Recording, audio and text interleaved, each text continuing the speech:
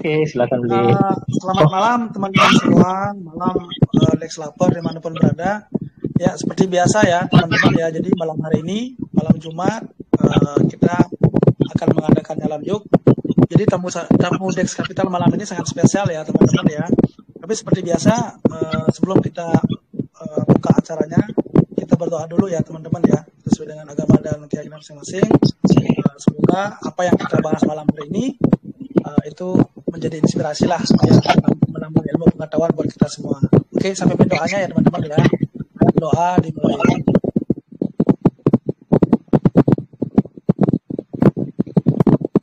Oke, doa selesai. Oke, topik malam hari ini sangat menarik teman-teman ya. Jadi 3 topik kita gabungkan jadi satu ya, tentang masalah gaming, NFT, sama apa lagi satu? DeFi bro ya. Ya, DeFi. Nah, kebetulan DeFi.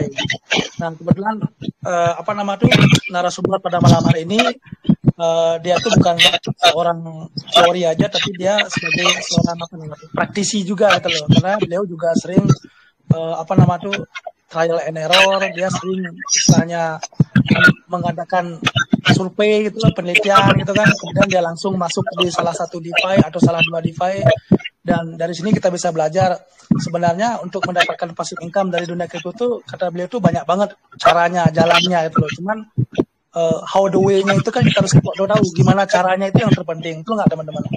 Baik itu dalam market apapun, kalau kita tahu caranya itu, dan yang luar biasanya kita bisa berpenghasilan, tetap berpenghasilan gitu loh. Nah, mungkin untuk lebih jelasnya ya kita akan kasih kesempatan Crypto Ninja. Silakan bro. Mungkin dari mana dimulai nih? Dari NFT dulu, DeFi dulu, apa gaming dulu? Itulah seperti yang mungkin teman-teman lihat ya di foto profilnya beliau kan udah kelihatan tuh NFT, gaming, DeFi. Cuman metaverse-nya yang belum lagi satu ya. Itu bro, silakan bro Crypto. Oke, terima kasih beli. Salam kenal semuanya. Jadi pertama-tama saya perkenalkan diri dulu. Malam ini saya Crypto Ninja 2021. Jadi intinya kenapa menggunakan nama atau brand Crypto Ninja? Perkenalan dulu ya beli ya. Karena ya, kata orang tak kenal karena tak sayang gitu ya. Jadi memang Crypto Ninja itu sendiri mungkin akan jadi brand ke depannya, harapan saya. Karena memang terinspirasi dari tokoh dan serial favorit gitu ya.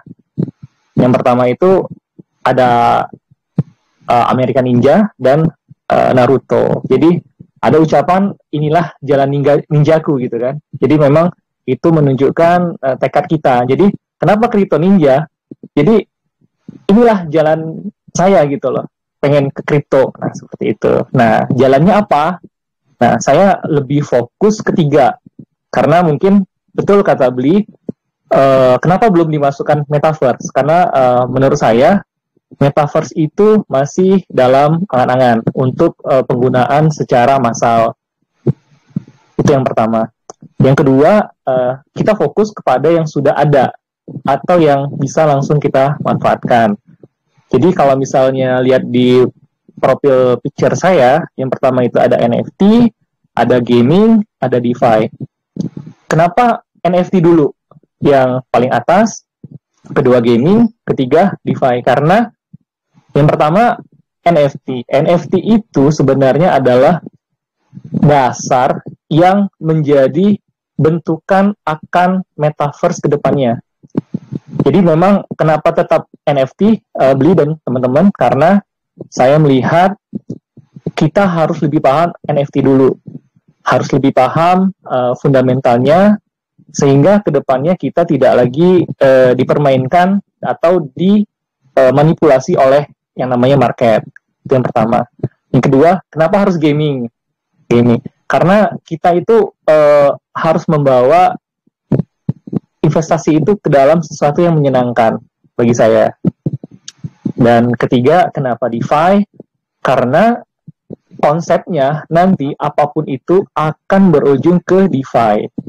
Karena kita pengen punya pengelolaan aset yang mandiri dan mungkin bisa dibilang itu harus bebas pajak. Kenapa DeFi itu berkembang? Yang pertama adalah dari luar juga pajak itu adalah satu hal yang sangat ditakutkan. Contoh, kita dengar kemarin Elon Musk itu orang terkaya di dunia harus menjual sahamnya, saham Teslanya hanya untuk membayar pajak di pajak korporasinya di negara Amerika. Silakan cari beritanya, berapa pajak yang dia bayarkan dengan hasil usaha dan dari apa yang dia laporkan dari pendapatannya, termasuk penjualan dan pembelian Bitcoin. Nah, di sana ternyata ada miss ketika budaya ekonomi lama dibawa ke ekonomi yang sekarang. Kita itu melihat bagaimana ekonomi yang sekarang itu, kita itu pengen bebas dari beban. Apapun itu kita memang terbebas dari beban, termasuk beban pajak. Sampai sini mungkin ada tanggapan dulu dari teman-teman atau Bli mungkin? Ya, mungkin terkait DeFi, bro. DeFi ya bacanya, DeFi. Iya, DeFi. Saya bisa sebut DeFi. Decentralized DeFi finance. ya, Decentralized Finance. Kalau bisa dibilang itu kan gimana ya, istilahnya ini konsep yang sangat menarik. Cuma kadang-kadang kan saya pribadi, mungkin teman-teman di sini juga ada semacam kebingungan gitu loh. Gimana sih cara men-screening DeFi yang baik itu seperti apa atau enggak? Kita kan takut nih, misalnya nih awalnya kita tergiur sama mungkin APY, APR yang istilahnya mereka tawarkan ke kita. Tapi kalau misalnya ujung-ujungnya ternyata DeFi yang kita masukin itu scam atau mungkin bawa kabur aset kita, kan juga jadi problem juga gitu. Nah, terus kalau dari Bro Crypto sendiri gimana caranya untuk bisa istilahnya mengklasifikasikan tuh loh, mana DeFi yang kira-kira istilahnya baik lah gitu loh, yang bagus, yang bisa kita masukin aset kita ke sana gitu loh. Seperti itu, bro. Ada nggak istilahnya kayak semacam checklist khusus lah gitu loh untuk memilih suatu DeFi yang bagus gitu loh, bro. Oke. Mungkin kiat singkatnya, yang pertama kita kalau di dunia cryptocurrency, yang pertama acuan kita memang adalah hasil rangkuman dari platform ya. Ada dua platform unggulan, yaitu CoinGecko sama CoinMarketCap. Itu yang pertama. Okay. Yang kedua, kita bisa melihat dari jenis audit dari token tersebut. Balik lagi, kita bisa ngelihat di CoinMarketCap. Itu yang pertama. Yang kedua, kita lihat perbandingan market cap. Nah, contoh sekarang untuk di Binance Smart Chain itu yang terkenal adalah Pancake. Kalau di Polygon itu adalah ada QuickSwap. Kalau di Harmony One ada PiperSwap. Jadi mungkin kita batasin dulu ya, Bli ya. Kita coba membahas DeFi di 3 ekosistem ini aja dulu. Gimana? Setuju ya? Boleh. Biar nggak terlalu melebar gitu kan. Sebenarnya di FTM juga ada SpiritSwap gitu kan. Nah, untuk di Avalanche juga ada gitu kan. Nah, cuman kita coba di Solana apalagi gitu kan. Lebih banyak lagi di Solana, itu baru berkembang. Nah, kita coba untuk membahas 3 saja. Kenapa? Karena dari sisi gas fee atau biaya yang dikenakan rata-rata masih lebih rendah dibanding dengan jaringan lain ya, khususnya di jaringan Ethereum. Langsung saja mungkin checklist yang pertama yang harus kita perhatikan ketika memilih DeFi itu adalah liquidity-nya dulu. Seberapa besar tersedia liquidity-nya, dalam artian berapa besar kolateral atau jaminan harga itu bisa diturunkan atau dinaikkan. Jadi kenapa kita lebih memilih AP yang besar? Karena kita mau keuntungan yang cepat. Tapi kalau misalnya kita melihat lebih jauh, kita itu harus lebih fokus kepada token atau koin yang harus kita pilih.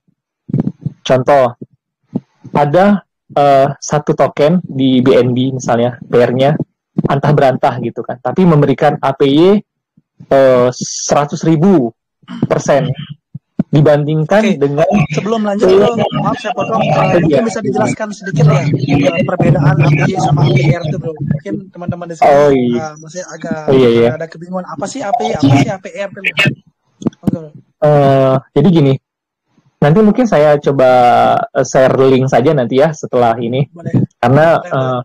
secara teknis APY itu adalah penghasilan dari bonus atau reward atau bunga lah, bisa kita sebut seperti itu. Ya.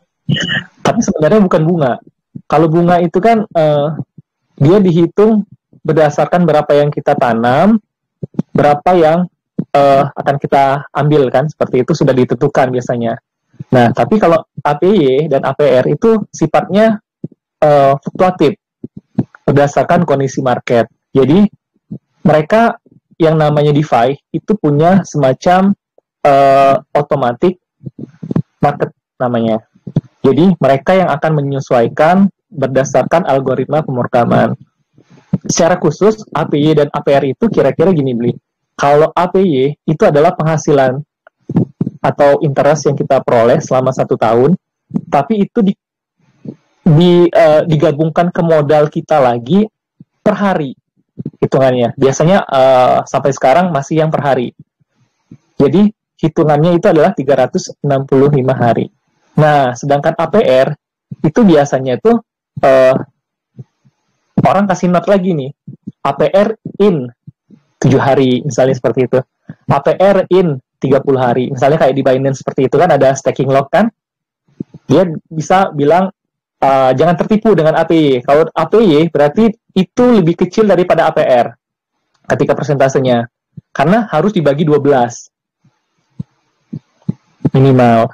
Karena kalau APR masih lebih bagus karena dia menghitung rata-rata biasanya per bulan atau berapa durasi harinya. Biasanya ada yang 7 hari, ada yang 14 hari, ada yang 30 hari, ada yang 60 hari. Nah, seperti itu. Rules and thumbs-nya itu harus kita perhatikan. Karena DeFi pun ada aturannya di sana. Kadang mereka memberikan tanda seru di sana, di DeFi. Itu gunanya untuk kita membaca dan kita analisa sendiri. Tapi memang ada rumusannya. Secara umum di ilmu ekonomi itu ada yang membahas terkait dengan compound rate. Jadi lebih jauhnya APY itu adalah kumpulan yang dikumpulkan selama setahun, terus digabungkan dalam per hari. Misalnya kita punya modal 1.000 lah beli ya, misalnya. Nah, per harinya kita dapat 1% atau 0,1% lah misalnya. Berarti kan 0,1% itu kan adalah $1 ya per hari.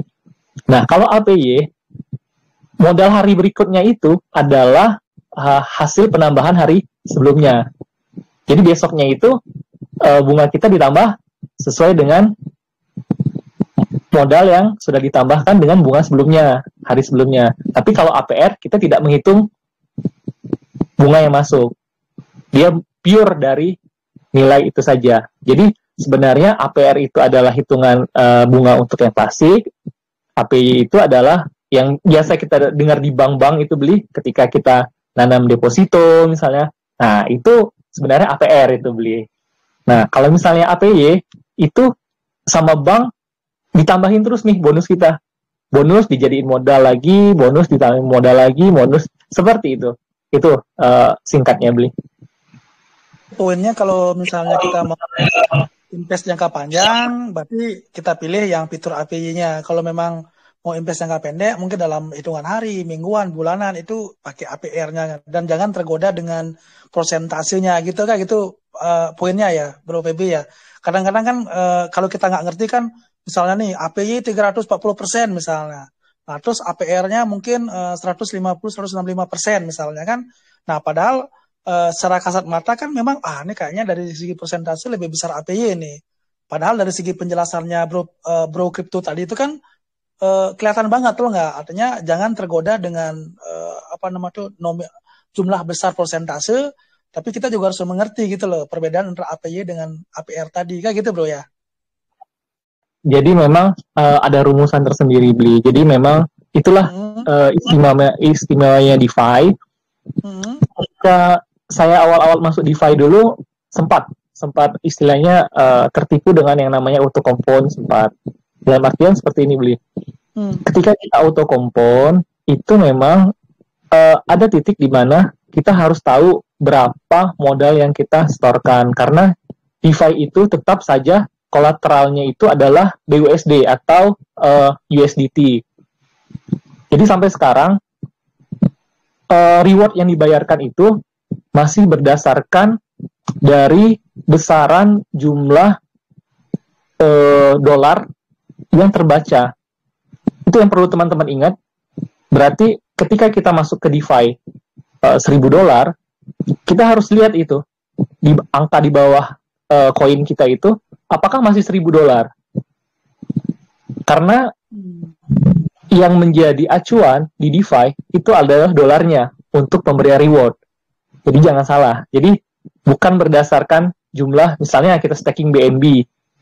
Ternyata di DeFi yang dibaca itu berapa sih harga BNB saat itu, dihitung untuk 24 jam, nah itulah yang diberikan sebagai reward kita sebenarnya. Seperti itu, Bi.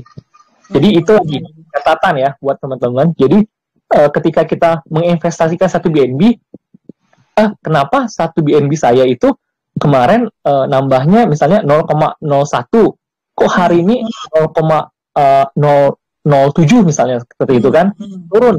Oh ternyata harga si BNB-nya lagi turun. Nah, DeFi itu kekurangannya dia masih membaca dari besaran kolateral, karena kolateralnya itu adalah dolarnya, Beli. Seperti itu. Jadi yang dia baca bukan BNB kita. Mau kita tanam 100 BNB, tapi saat itu BNB-nya itu cuma harganya ngedam, tetap aja reward yang kita terima juga ngedam. Berarti sebenarnya dia tidak nge-flat dia ya, bro ya. Tapi ya walaupun misalnya persentase sekian misalnya, tapi ternyata kalau misalnya nilai dari yang kita stakingin itu turun, dia juga ikut turun juga berarti ya. Betul. Makanya setelah staking ada yang namanya farming, Beli. Itu adalah untuk mengantisipasi kenapa orang asetnya hilang seperti itu. Tapi bukannya gini, sorry saya potong. Biasanya kan kalau yang kita staking itu kan awalnya nih, misalnya nih kita staking pertama karena mungkin belum banyak yang tahu tentang DeFi tersebut, itu dia bisa menawarkan bunga yang sangat, ya kita sebut bunga aja ya biar mudah dimengerti ya. Dia nawarkan bunga yang sangat besar, misalnya sampai 10.000% atau 5.000% misalnya kan. Nah, tapi seiring berjalannya waktu, karena mungkin DeFi-nya itu dia pintar promosi, kemudian banyak usernya, banyak yang staking di DeFi tersebut, otomatis kan persentasenya jadi menurun itu. Betul nggak? Oke, betul. Ada penjelasan logisnya itu, Bli. Saya bisa mungkin memberikan gambaran dengan analogi ya. Jadi analoginya seperti ini.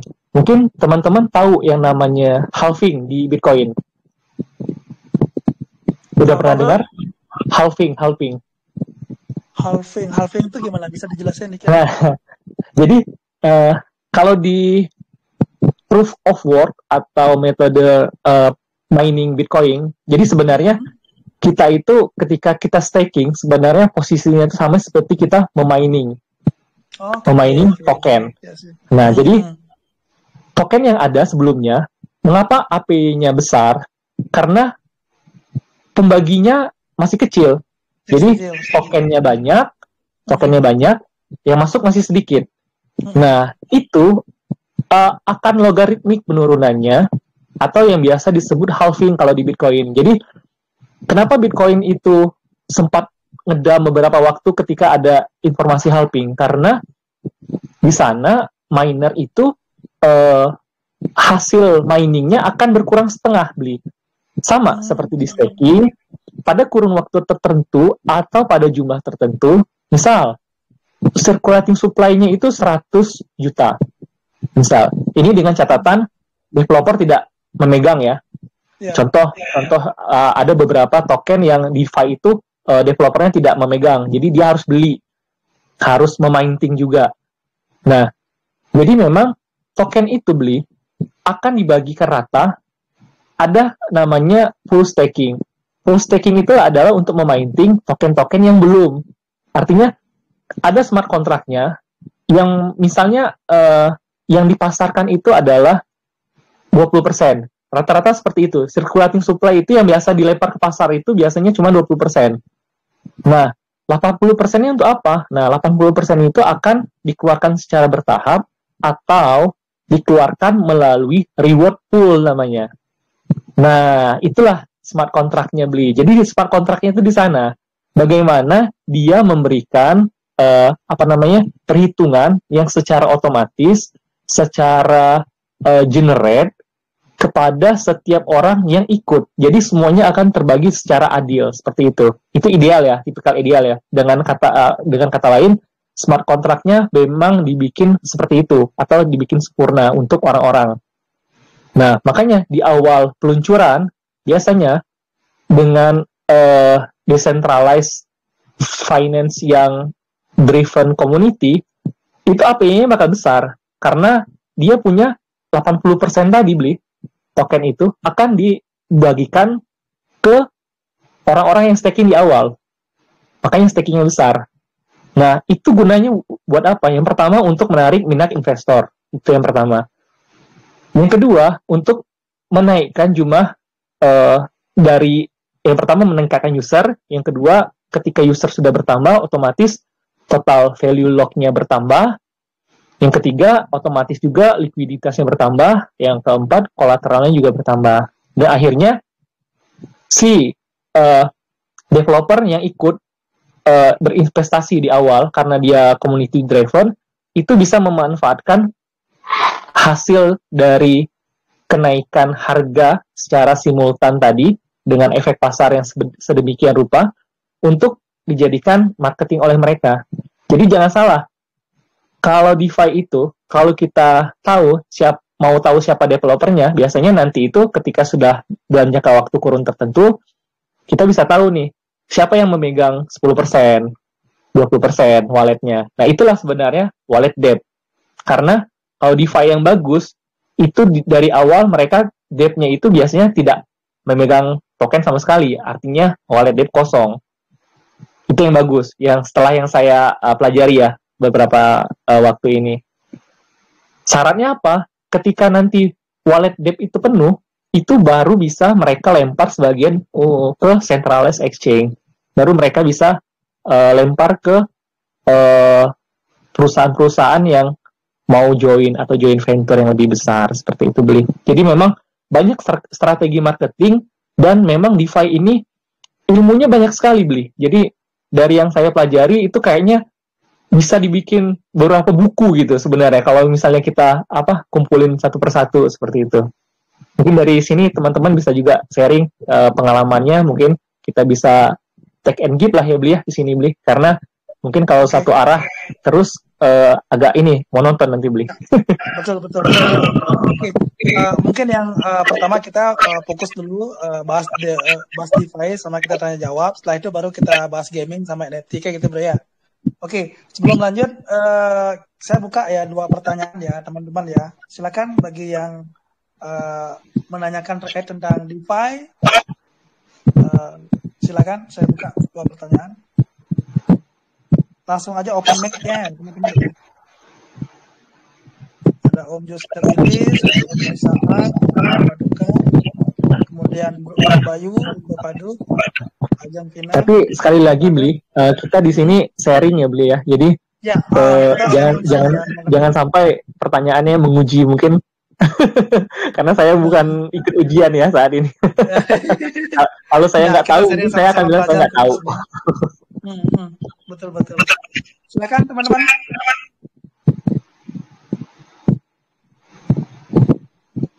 Atau sudah ada pengalaman yang pernah cuan banyak mungkin di DeFi, mungkin bisa kasih rekomendasi juga ke teman-teman. Mana nih? Kalau saya tadi kan cuman merekomendasikan 3 ya beli ya, yang masih ini. Yang pertama Binance Smart Chain, yang kedua Polygon, yang ketiga itu yang di Harmony One. Oke. Mungkin ada. Gini aja. Mungkin beli udah pernah ini. Udah pernah di mana? Kenapa? Kalau beli sendiri udah pernah staking atau farming di mana? Di 3 smart chain ini? Di Binance Smart Chain sih. Binance Smart Chain yang apa nama tuh? Yang paling user friendly itu yang paling gini tak lihat sih yang di BSW itu bro, Biswap. Oh, di Biswap ya. Ya di Biswap itu udah pernah. Kenapa? Di Pancake? Di Pancake belum. Belum ya malah. belum malahan gitu loh. Karena tak lihat ya itu tadi istilahnya agak-agak cara makainya itu agak-agak gini, agak-agak apa nama tuh kurang gini, kurang cepat dimengerti tak lihat loh. Kemudian untuk API-nya juga APR-nya juga sudah agak-agak kecil gitu loh.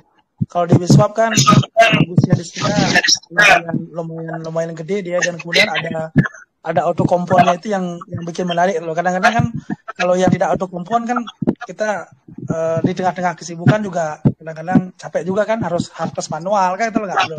Tapi kalau yang auto kompon itu kan enak kita gitu loh, dia istilahnya kayak semacam bunga berbunga dia kan. Iya, betul. Berapa misalnya 3.000 BSW di sana kan. Nah, itu dia akan terus akan terus dia bunga berbunga, dan di sana tuh bagusnya nggak ada gininya bro. Kadang-kadang kan di staking di DeFi lain tuh kita staking pertama aja langsung dikasih potongan ada 10%, 5% kan ngeri bro, betul nggak bro? Betul nggak? Misalnya kita punya token. Betulnya ada agak miskonsepsi sedikit sih kalau menurut saya bro. Miskonsepsinya gimana bro?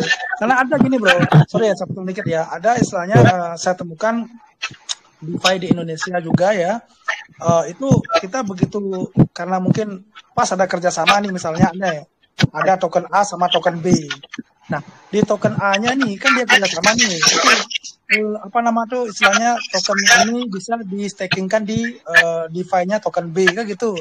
Nah tapi dia ada penjelasan di depan bahwasanya kita untuk staking di sana tuh langsung dipotong 10% kalau kita tokennya kita bro. Nah seperti itu. Nah akhirnya ya udah kita stakingin di sana, jadi tiba-tiba kok misalnya kita staking misalnya 100 miliar token, itu berkurang bro, langsung bro 10%-nya. Kaget juga belum apa-apa ini udah dipotong di depan ini.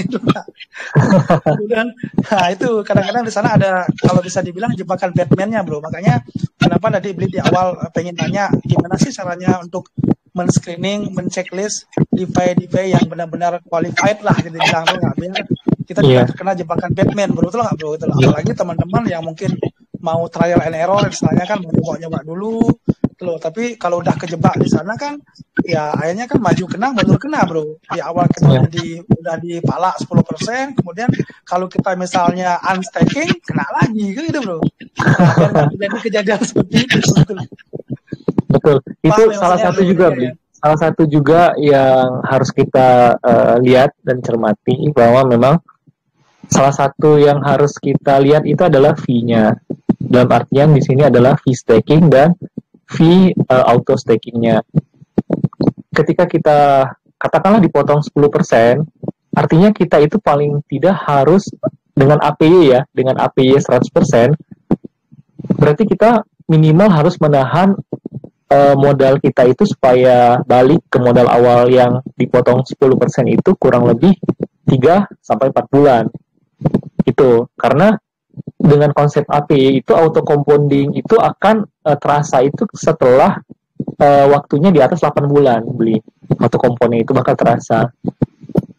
Jadi kalau baru 3 bulan kita udah unstake, otomatis kita bukan nambah aset, justru malah rugi. Itu kalau ada DeFi yang menerapkan ongkos fee yang besar.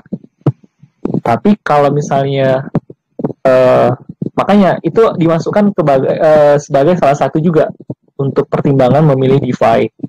Kalau menurut saya, kalau saya sudah lihat potongan di awal, saya mungkin langsung tidak akan staking di sana, kecuali itu posisinya token itu satu-satunya tempat di mana bisa staking dia dan tidak ada reflection. Kan kalau misalnya kita punya token yang sekarang itu kan ada reflectionnya ya.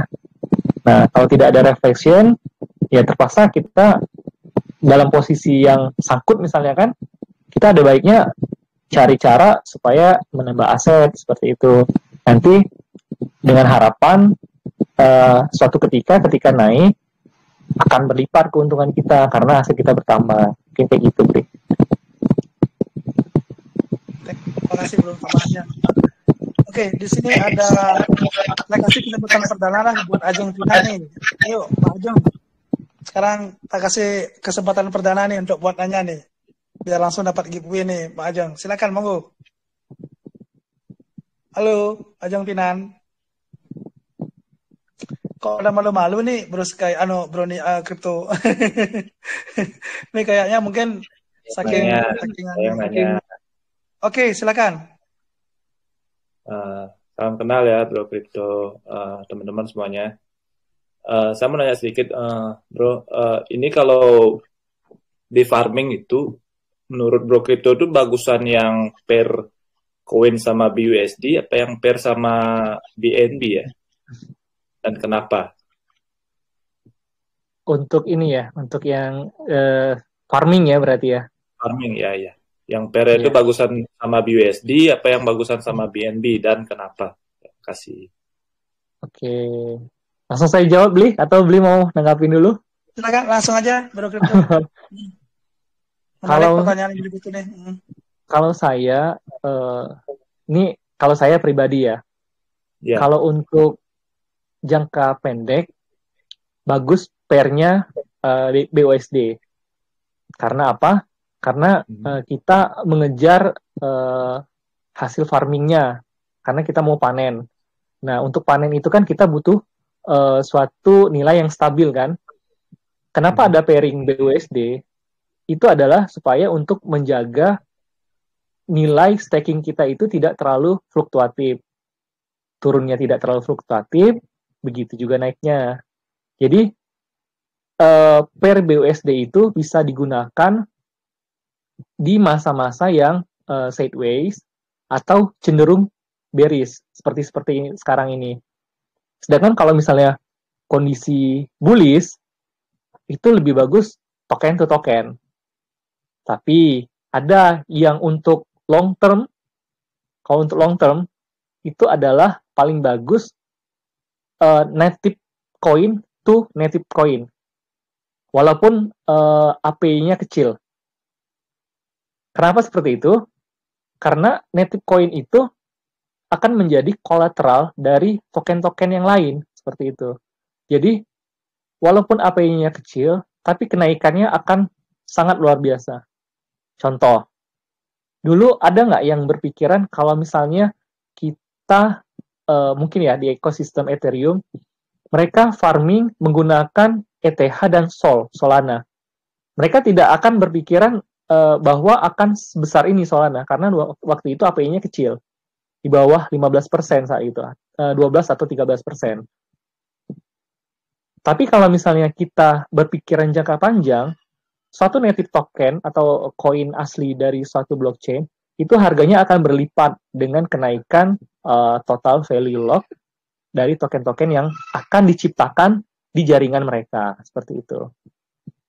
Nah, jadi memang untuk saat ini kan beberapa koin masih yang numpang di jaringan ETH seperti itu kan, belum punya koin sendiri. Tapi ketika mereka punya koin sendiri, itu luar biasa nanti.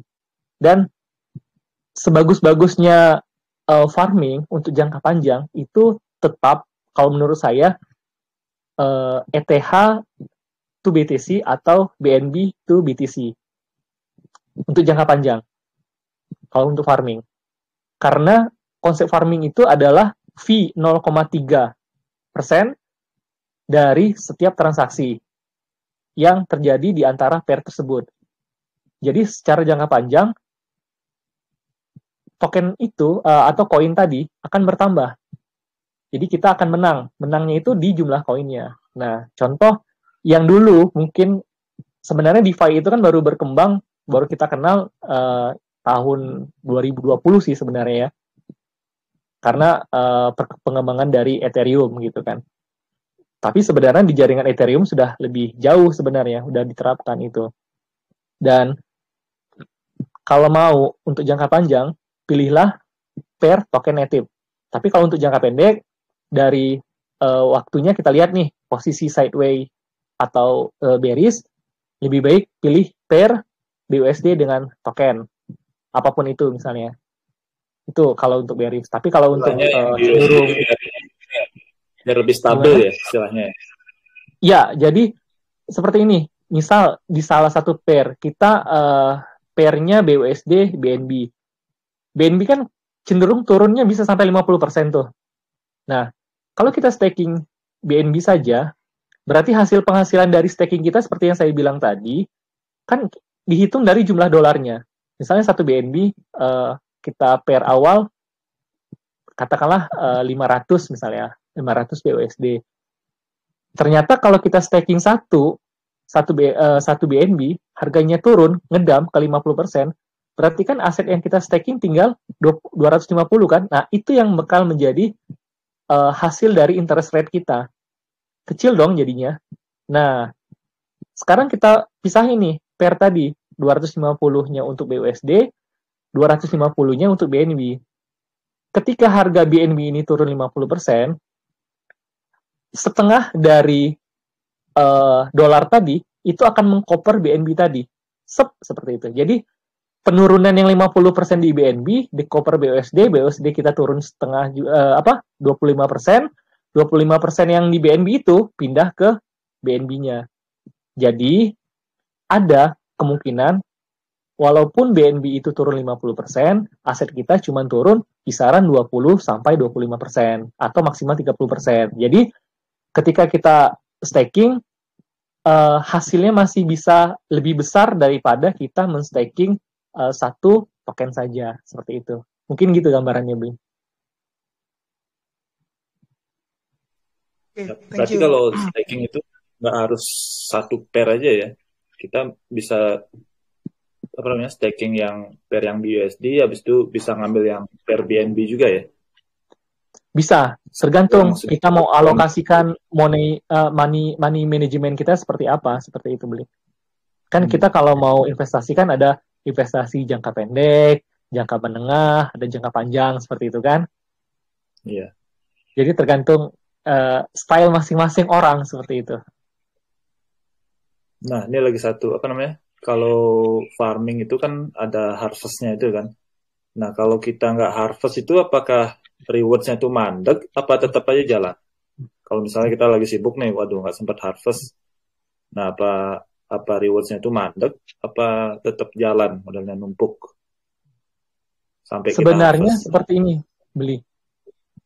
Ketika kita membangun liquidity pool namanya, hal yang kita harapkan itu sebenarnya adalah fee dari transaksi, intinya. Nah, itu adalah satu inovasi di DeFi yang tidak ada di keuangan konvensional.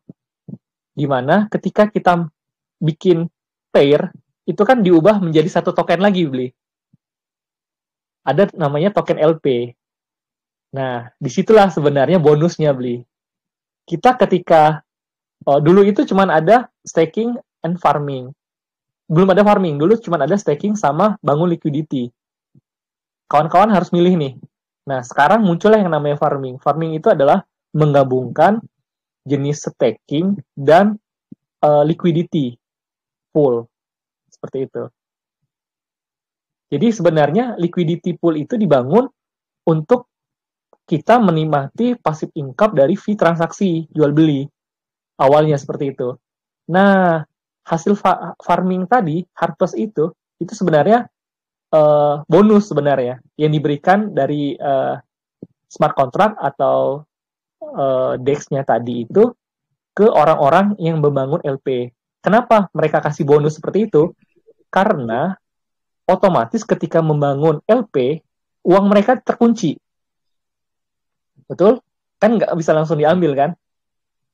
Apalagi sudah di staking. Jadi kunciannya double itu. Jadi tidak ada yang namanya itu langsung tarik LP langsung ketika orang itu udah staking. Karena bisa jadi ketika mau unstake, DEX-nya udah tahu nih bakal di unstake gitu kan. Nah, jadi itu akan menyesuaikan lagi ritme dari reward yang akan ada gitu. Jadi itulah kelebihan smart contract. Smart contract itu adalah mengenerate apa yang sudah ditentukan di awal. Bisa juga kayak ada anti-dumpnya, misalnya kita cuma bisa unstack itu, misal contoh kita cuma bisa unstack saat ini $1,000 dulu misalnya. Ada yang seperti itu. Tergantung smart contract-nya. Makanya DeFi itu juga berkembang. Kayak Pancake kan ada Pancake versi 1, terus ada Pancake versi 2. Itu juga Uniswap kan. Uniswap berkembang dari Uni 1, Uni 2, sekarang Uni 3 seperti itu. Iya, ada Uni 2 sekarang. Iya, betul. Oke, makasih. Mungkin dari teman-teman ada yang mau ditanyakan, silakan. Oke, terima kasih. Oke, terima kasih. Terima kasih Om Crypto. Silakan teman-teman. Kalau ada yang mau ditanyakan terkait masalah DeFi. Oke, ini kayaknya mungkin DeFi ini sesuatu hal yang gini ya, begitu ya. Maksudnya suatu hal yang ya memang istilahnya harus kita praktekkan kayaknya kalau DeFi ini, betul nggak bro? Kalau cuma kita kalau kita cuma jelaskan secara teori orang jadi agak bingung dia gitu loh. Mungkin nanti di lain kesempatan kita akan harus mencoba sendiri, harus riset sendiri, harus mencoba dalam artian ketika kita modal $1,000 gitu kan, kita coba masukkan dulu 5%-nya lah, $50 dulu seperti itu. Jadi jangan all in. Jadi kita bisa lihat dulu ritmenya. Biasanya hasil itu kan bisa kita lihat itu kurun waktu 15 hari sampai 45 hari itu standarnya. Kita bisa lihat seperti itu siklusnya. Rata-rata siklusnya itu ada yang 8 jam misalnya kan. 8 jam itu kan 3 kali siklus selama 1 hari kan. Jadi biasanya ada yang per 8 jam, ada yang per 24 jam, DeFi itu memberikan reward ke kita. Jadi kalau kita mau cepet-cepetan, takutnya kita malah ngabisin waktu di fee-nya nanti. Karena tetap aja kan kita butuh gas fee juga biasanya untuk melakukan transaksi seperti itu. Iya, betul. Nah itu kalau harvest modelnya kena fee juga ya? Enggak? Gimana? Kalau kita klik harvest gitu, ada gas fee-nya juga apa enggak? Iya. Semua transaksi itu kan sebenarnya ada gas fee-nya. Cuman gini, kadang apa yang terpampang itu realisasinya nggak sebesar itu. Makanya misalnya dia bilang gas fee-nya 0, di MetaMask misalnya ya. Atau di Trust Wallet 0,012 BNB misalnya. Itu biasanya kalau kita approve itu kan ada maksimal gue-nya kan misalnya kan. Itu sebenarnya adalah fee terbesar yang akan kita kasih kalau misalnya traffic padat, misalnya seperti itu. Jadi kalau misalnya trafficnya lagi nggak padat, bisa di bawah itu. Bisa cuma setengahnya, bisa cuma sepertiganya. Nah itu biasanya kalau nggak traffic padat. Misalnya kalau misalnya kita maksain traffic padat, gasway-nya kita nggak naikin, biasanya malah gagal. Nah makanya kita harus tahu juga ketika kita mau bangun staking atau bertransaksi di DeFi, kita harus tahu nih jam-jam sibuknya orang. Nah, kalau jam-jam sibuknya di Amerika atau di luar itu kan di kisaran jam-jam segini nih sibuk nih. Sampai jam 12 malam nih biasanya gas fee-nya mahal nih. Tapi udah mulai subuh sampai jam 9 pagi, nah itu biasanya gas fee-nya rendah biasanya kalau untuk yang kita di Indonesia. Gitu. Bisa jadi ketika traffic padat, bisa jadi transaksi kita gagal, gas fee kita hilang, bisa juga seperti itu. Nah itu biasanya kalau return on investment-nya itu rata-rata perlu berapa lama ya dari pengalaman Bro Crypto Ninja biasanya? Biasanya yang paling cepat itu berapa lama? Waktu itu pernah nyoba, langsung nyebut ini aja boleh? Pernah sekali saya yang main itu dulu di di Auto Farm dulu. Jadi awalnya sebelum saya ke Auto Farm sempat di Pancake. Cuman di Pancake saat itu belum ada auto compound. Jadi saya mencari mana yang bisa auto kompon. Nah, karena waktu itu yang bisa di auto kompon itu di PancakeSwap itu cuman cake-nya saja. Dan itu pun bukan pair ya. Jadi single staking yang di auto kompon. Nah, ternyata terjadi crash saat itu. Nah, aset saya turun jauh. Nah, disitulah saya lihat kalau misalnya hasil perhitungan saya, cake-nya itu kan harusnya nambah nih. Karena waktu itu API-nya masih 200% kan. Di perhitungan saya, itu naiknya, saya berpikiran masih itu menghitung jumlah cake. Ternyata tidak. Ternyata dia menghitung jumlah dolar, nanti jumlah dolarnya itulah yang diubah menjadi cake saat itu. Oh, gitu. Jadi, kenapa cake saya, misalnya saya hitung rate 200% APY, saya rata-ratakan, harusnya per hari itu kan, misalnya ya, 200% itu nambahnya 0,02 kan, harusnya besoknya juga 0,02 kan, tapi kok enggak gitu kan, kok cuma 0,28 gitu kan, kok kecil ya. Nah, ternyata balik lagi, dia menghitung jumlah dolar kita ternyata. Itu yang dia bonuskan kita. Nah, makanya di situ akhirnya saya mencoba, lebih bagus pair lah kayak gitu kan. Nah, kekurangan pair saat itu cuman bisa farming, tapi bukan token native. Dalam artian, kita cuman bisa farming itu terbatas waktu itu di cake. Kalau saya farming cake juga, rugi nih saya bilang kan kayak gitu kan. Jadi, saya cobalah mencari platform lain yang istilahnya saya pengen bangun aset yang asetnya masih murah dengan pair yang juga stabil gitu kan, tapi dia auto kompon. Dapatlah saat itu.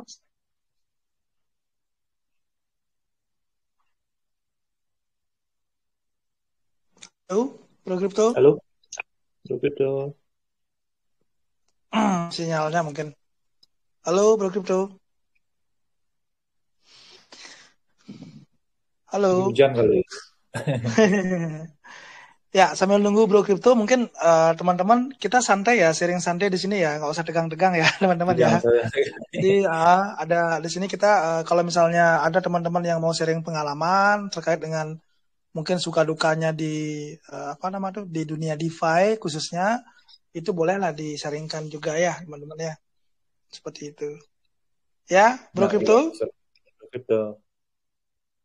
Apa gara-gara hujan tadi Bro ya? Ini kayaknya sinyalnya ya. Iya, kayaknya sinyalnya nyangkut. Jadi sharing pengalaman aja. Saat itu ada produk nih dari Heko Chain itu, dia baru migrasi ke BSC. Itu tokennya namanya MDEX. Mungkin teman-teman bisa riset lah dulu. Dulu MDEX itu naiknya sempat tinggi itu karena betul-betul menjanjikan lah bakal menjadi saingannya PancakeSwap saat itu. Namanya MDEX. Nah, saya memutuskan untuk pair di sana. Benar, dalam jangka waktu 1,5 bulan juga dihitung dengan recovery juga market ya, kebetulan market recovery.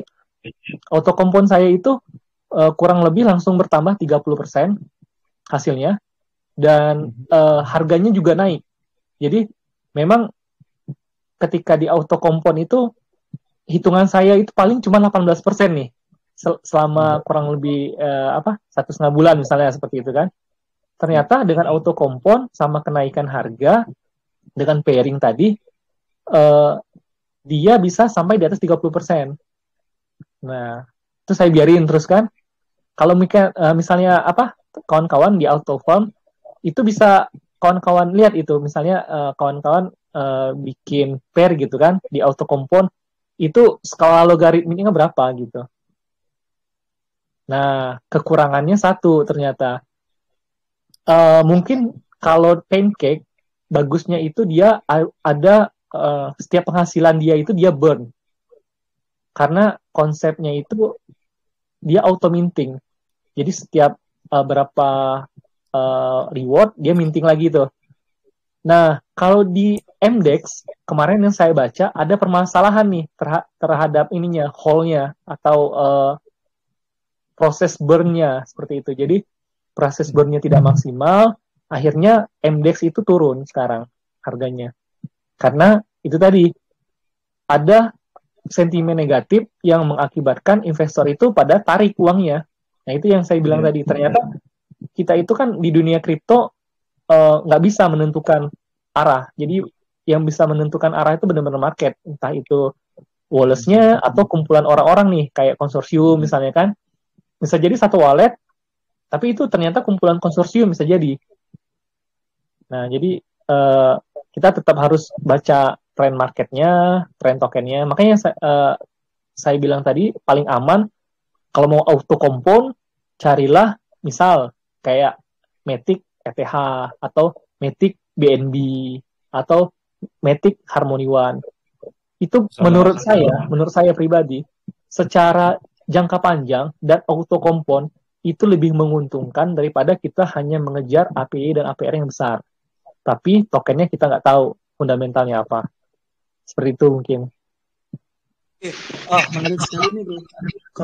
Kalau beli bisa tangkap nih luar biasa ya. Kalau misalnya kita memang untuk long term, ya mending kita bermain di koin-koin yang sudah gini ya. Yang pastilah. Ya sudah pastilah gitu lah kan. Artinya memang sih nggak ada yang pasti, tapi kan minimal kan ya yang sudah punya fundamental yang kuat seperti tadi gitu loh. Walaupun dia kecil, ya tapi benar-benar sangat menjanjikan. Tambah aset kita beli. Jadi asetnya tuh nggak hanya gitu juga. Sebenarnya kalau boleh lihat ya bro kripto ya, dengan kita istilahnya anggaplah mendepositukan kan, mendepositukan yang itu kita sebenarnya mendapatkan keuntungan double dia kan. Pertama dari dari istilahnya bunganya itu, yang kedua dari kenaikan koin tersebut kan gitu tuh nggak? Seperti itu kan. Betul. Misalnya kayak kemarin orang yang mungkin staking Solana sebelum harga ngepam sampai sekarang ini kan mungkin dia double dapat jackpotnya tuh nggak? Mungkin kalau misalnya dia nggak stakingin dulunya tangannya dia gatal untuk ngejual kan gitu, tapi karena dia stakingin akhirnya bisa selamat, dia dapatkan jackpot kan gitu, bener nggak bro? Betul, luar biasa sekali itu ada orang yang memutuskan staking per BNB Solana itu dulu. Walaupun BNB-nya naik turun gitu kan, sebenarnya BNB itu kan statusnya sekarang itu masih sideways karena dia sudah pernah turun setengah dari ATH, tapi dia belum naik lagi menembus ATH. Jadi dia tuh sebenarnya masih kategori sideways. Okay. Karena kita mungkin masuknya berapa sih sebenarnya bro? Gimana? ATH-nya BNB berapa sih? ATH-nya BNB kalau nggak salah 600 mendekati $700 beli. Oke. $697 ya. $697 ya. Sebenarnya kalau di dolar sempat ATH, cuman saat itu rupiah kita itu lebih kuat daripada dolar. Jadi kalau di chart Indonesia nggak tembus ATH-nya beli. Iya betul. Gitu. Oke. Mungkin untuk masalah DeFi kita sampai di sini dulu ya, bro kripto ya. Karena seperti yang kita bilang tadi, memang biar kita bisa lebih paham tuh harus praktek langsung nih, itu nggak? biar nggak gini kan. Nah, sekarang mungkin kita lanjut ke masalah. Mungkin di next di next episode kita akan langsung praktek gitu loh. Ya sekarang mungkin secara teori dulu lah gitu loh, biar ada bayangan dulu apa sih istilahnya keuntungannya kalau kita misalnya memanfaatkan DeFi ini gitu loh. Jadi minimal kan kita dapatkan passive income dari sini kan gitu bro ya. Betul sekali. Kenaikan koin tersebut. Seperti itu. Nah, yang kedua sekarang masalah gaming bro. Ini mungkin teman-teman di sini juga sangat excited ya masalah gaming. Cuman di sini pertanyaan sederhananya gini bro kripto. Jadi kan saya yakin tidak semua orang senang dan tahu game kayak gitu. Baik itu cara memainkannya seperti apa. Nah, sekarang yang lagi hype itu kan fly to earn kan, dia bermain game tapi dia juga bisa menghasilkan itu loh. Nah, terus bagi kami yang benar-benar buta, yang benar-benar gaptek lah anggap untuk istilahnya ikut bermain di dalam satu gaming, itu gimana caranya itu loh bro? Maksudnya kan gaming di luar sana kan banyak banget tuh token-token, Bahkan ada istilahnya yang saking lucunya yang saya lihat, awalnya di roadmap-nya dia tidak ada game, tidak ada NFT, tiba-tiba karena memang sekarang gaming NFT-nya lagi hype, tiba-tiba dia selipkan lagi gitu loh nggak. Jadi kadang-kadang ada ketidakpercayaan diri gitu loh bagi para developer, padahal dia proyek awalnya bukan seperti itu, begitu dia rasa proyeknya katanya stuck, padahal proyeknya belum dia jalankan, dia tergoda gitu loh untuk off the track gitu loh, untuk dia bermain, mencoba peruntungan lagi, ikut bermain di gaming sama NFT gitu loh. Nah, kalau Bro Crypto ngeliatnya seperti apa tuh, Bro? Sama seperti perkembangan blockchain ya, Beli ya. Itu artinya penetrasi pasar, penyesuaian market. Itu bagus itu sebenarnya, Beli. Jadi mereka tidak tertinggal. Tapi yang harus diwaspadai itu apakah smart contract tokennya itu mengakomodir untuk play to earn. Karena saya ngalamin sendiri, Beli, untuk game itu. Mungkin teman-teman bisa cari namanya game Crypto Blade. Itu sebenarnya hype-nya itu, keuntungan investor awal itu lebih gede daripada Axie Infinity kalau dia masuk gede. Karena mungkin sama lah, tapi Axie Infinity itu naiknya belakangan. Ini Axie Infinity sudah masuk di checks, sedangkan Crypto Blade itu belum. Kodenya skill. Bisa lihat grafiknya di CMC, bagaimana harga awal sampai ke harga puncak, itu ketika pool reward-nya itu masih terisi penuh. Nah, kendala yang harus kita waspadai itu adalah ketika developer sudah tidak bisa menyediakan full reward lagi, itu Beli permasalahannya. Sekarang kalau kita mau mendalami bagaimana caranya developer itu bisa mengisi reward pool, apakah dengan cara minting token baru seperti yang dilakukan Axie Infinity, dia minting token baru. Itulah kenapa rewardnya adalah SLP. Itu untuk mengantisipasi supaya token Axie yang terminting untuk NFT-nya bisa terjaga likuiditasnya. Karena suatu ketika bakal habis dan dia harus bikin smart contract baru atau relaunch lagi. Tapi bagaimana caranya? Tergantung ya debt-nya ya, strateginya seperti apa. Nah, Axie itu termasuk bagus, dia mengeluarkan ini baru, token baru, itu SLP sebagai token reward. Nah, fungsinya untuk apa? Ketika reward itu dijual, itu tidak mempengaruhi harga token native-nya, token aslinya. Sedangkan yang terjadi di skill Crypto Blade, token aslinya dipakai untuk membeli NFT, token aslinya dipakai untuk minting NFT, token aslinya dipakai juga untuk reward. Akhirnya apa? Strateginya adalah Crypto Blade itu nge-lock reward kita 7 hari, tapi itu nggak efektif nge-lock. Karena ketika rewardnya itu kosong, orang lebih cenderung dapat reward langsung saya jual aja lah jadi BUSD seperti itu. Mumpung harganya tinggi. Jadi kalaupun developer ingin membangun suatu game, buatlah gamenya itu sebagai game yang menarik untuk dimainkan dulu sebenarnya. Jadi pay to earn-nya itu harus jadi sebagai bonus atau dijadikan bonus karena menyelesaikan sesuatu. Seperti itu. Kalau menurut saya. Kalau menurut saya Beli sebagai ini ya, sebagai praktisi ya. Bukan sebagai developer ya. Sebagai praktisi. Karena kalau sudah developer udah beda lagi strateginya gitu kan. Karena marketing mereka kan butuh dana kan, dan bagaimana harus menutupi itu, seperti itu. Betul. Mungkin di istilahnya langsung sebut merek ya. Jadi kan gini, kayak Radio Caca itu loh, Bro Crypto. Kemarin kan istilahnya dia sempat gini ya, sempat hype dan akhirnya juga luar biasa ya, dari 30 perak sampai 150 sekian kan. Nah, itu kan kemarin akhirnya dia ngedrop itu karena banyak orang yang beli Metamon-nya itu, terus dia earning-nya Radio Raca itu kan, terus dia jual. Nah, jadi kan seperti yang Bro kita tadi bilang itu benar banget loh nggak. Ketika dia reward-nya berupa token itu sendiri, kemudian tokennya itu istilahnya banyak orang yang menjual rewardnya itu, otomatis kan berpengaruh terhadap token tersebut juga gitu loh. Efeknya ya dia akhirnya ngedam juga. Nah seperti itu. Nah itu juga mungkin yang yang jadi pembelajaran juga ya mungkin ya bagi para developer gimana caranya untuk biar bisa jangan sampai malahan itu jadi bumerang juga buat proyeknya sendiri kan bro. Begitu kan. Betul. Kalau saya lihat kemarin Radio Caca itu pengen mencoba antitesisnya aksi. Gitu. Dia pengen mencoba bagaimana mengeluarkan token baru sebagai dasar untuk game, tapi memberikan reward token utamanya seperti itu. Ya, alhasil seperti itu, lebih parah dari CryptoBlade dia.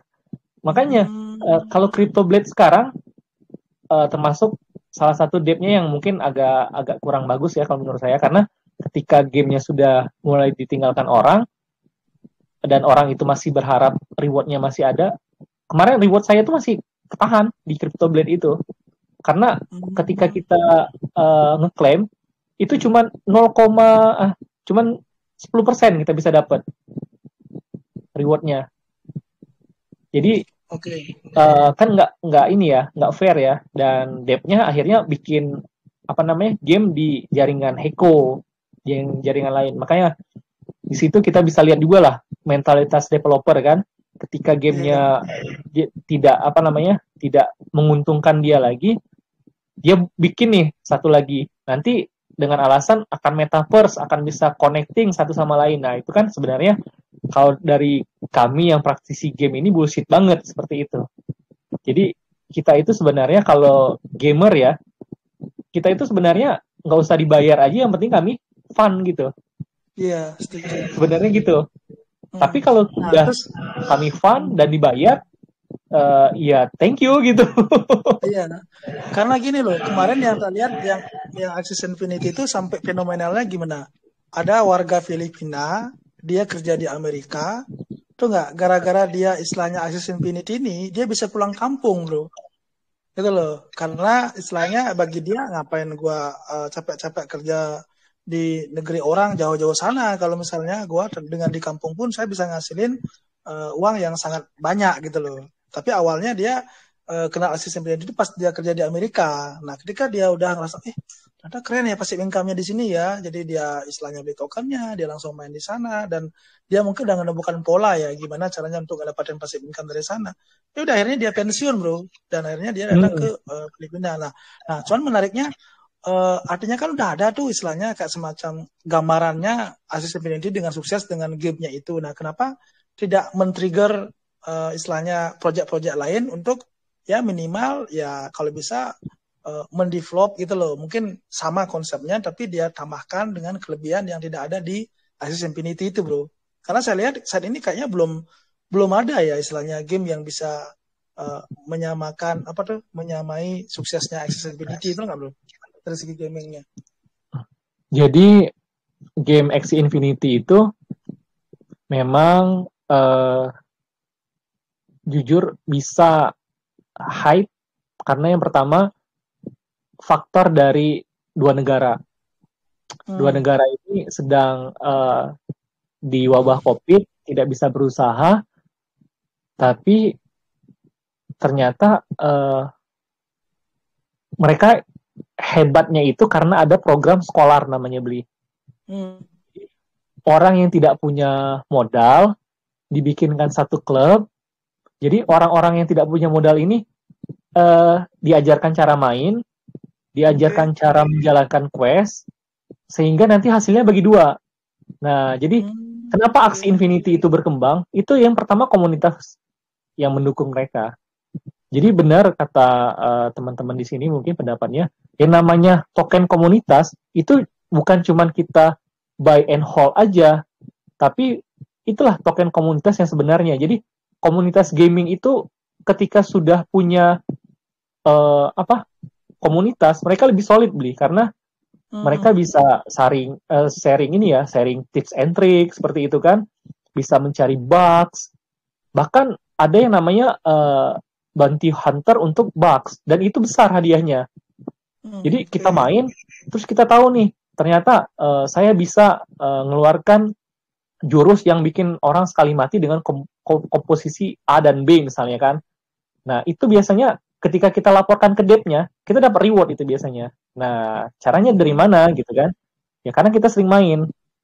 Dan community driven itu juga yang menyelamatkan ekonomi mereka, Vietnam dan juga Filipina. Jadi yang di Asia Tenggara ini sekarang yang paling banyak usernya itu kan Filipina sama Vietnam. Di sana mereka berterima kasih sama Aksi, dan sampai sekarang mereka tinggal dapat duit tanpa main, beli lebih enak lagi. Iya. Karena ada scholar. Yang jadi scholarnya ini orang Indonesia, beli. Oh ya? Karena orang Indonesia selain telat dapat informasi, ya nggak punya modal juga mau belinya. Sekarang satu aksi itu kan mungkin 15 juta satu ininya, satu karakternya. 15 jutaan mungkin. Jadi ya mereka kawan-kawan Indonesia juga yang hobi main game belakangan itu di warnet gitu kan, ngapa-ngapain, ya akhirnya berubah main jadi aksi gitu kan. Akhirnya ketika mereka game, kamu main game aja nggak ada kerjaan, nggak dapat uang gitu kan, ngapain gitu kan. Nah ini ada game yang ngasilin uang. Mereka rata-rata di Jakarta itu warnet orang main aksi rata-rata. Orang yang punya scholar gitu kan. Tuh. Oke, makasih Bro Crypto. Oke, silakan teman-teman kalau ada pertanyaan terkait dengan yang kita bahas malam ini, monggo silakan. Ada Om Eko Joko, Om Eko Joko, selamat malam Om. Makasih sudah berkenan hadir Om. Ada Om Ekon. Silakan, monggo teman-teman, kita diskusi santai ya. Kalau ada pertanyaan, monggo silakan.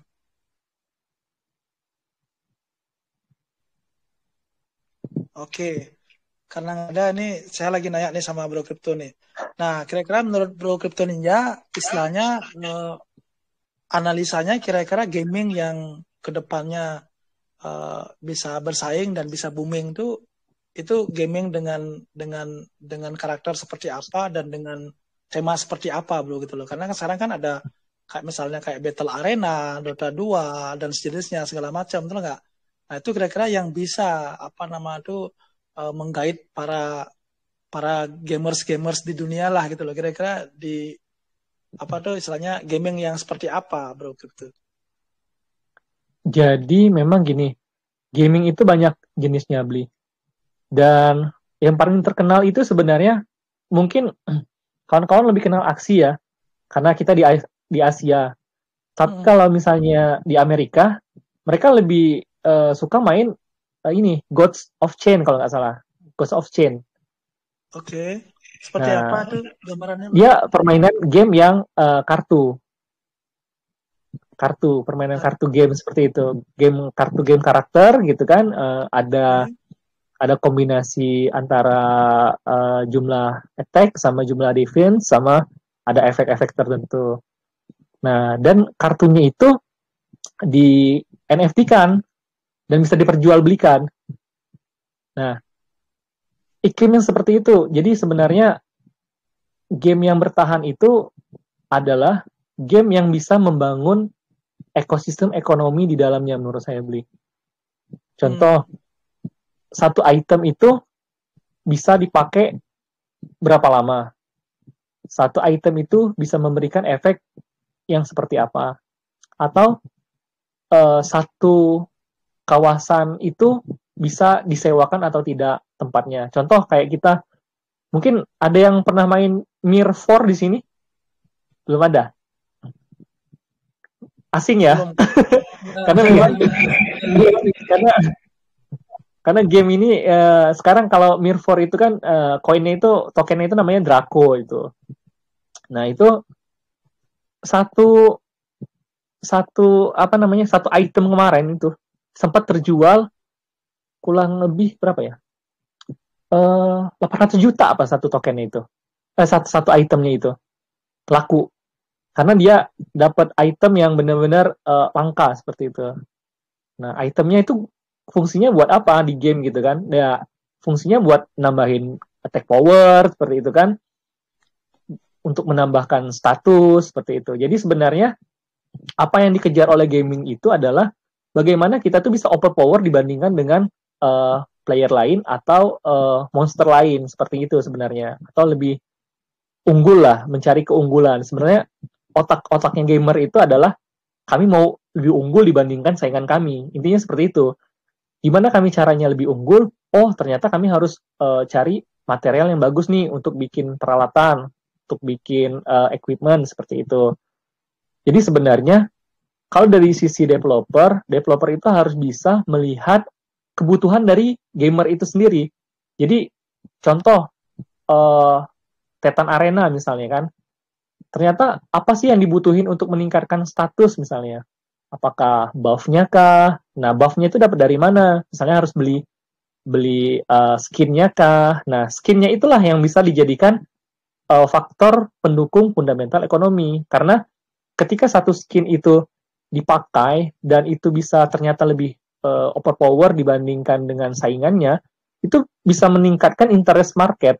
Jadi ketika interest market itu berkembang dan ada yang suka, ada yang rebutan untuk skin tersebut, ya bisa lebih naik harganya. Jadi kembali lagi kalau balik ke sisi kami gamers, itu yang penting dia bisa menyenangkan aja. Dalam artian orang-orang gaming itu macam-macam. Ada yang sukanya versus P2P kan, player to player. Ada yang sukanya hobinya quest, ada yang hobinya main kartu kayak gitu, kayak kartu Pokemon gitu kan. Nah, sebenarnya aksi Infinity pun terinspirasi dari kartu Pokemon sebenarnya. Kartu Pokemon yang dibentuk menjadi suatu NFT game seperti itu. Tapi secara script, sepengetahuan saya itu dari logiknya itu logik Pokemon card. Nah itu. Terus kaitannya dengan ini gimana gitu? Apa nama tuh kayak misalnya kartu-kartu domino, tuh nggak, kartu apa tuh istilahnya poker apa segala macam tuh loh. Itu kalau saya lihat belum ada yang angkat ya, maksudnya kalau yang domino itu kan itu sangat familiar di Indonesia tuh loh, nggak? Untuk yang kartu-kartu domino itu loh. Nah kalau kayak gitu tuh gimana kira-kira?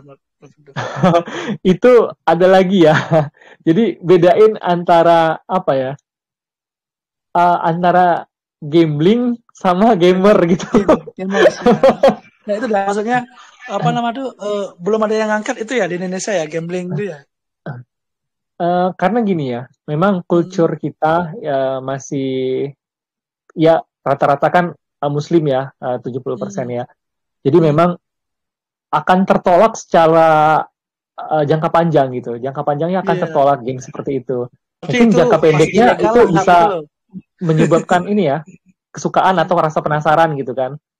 Ya, saya juga nggak pernah sih main poker gitu, tapi nggak sampai poker yang pakai uang asli seperti itu. Beda yang sekarang kan beneran tokennya bisa diperjualbelikan kan.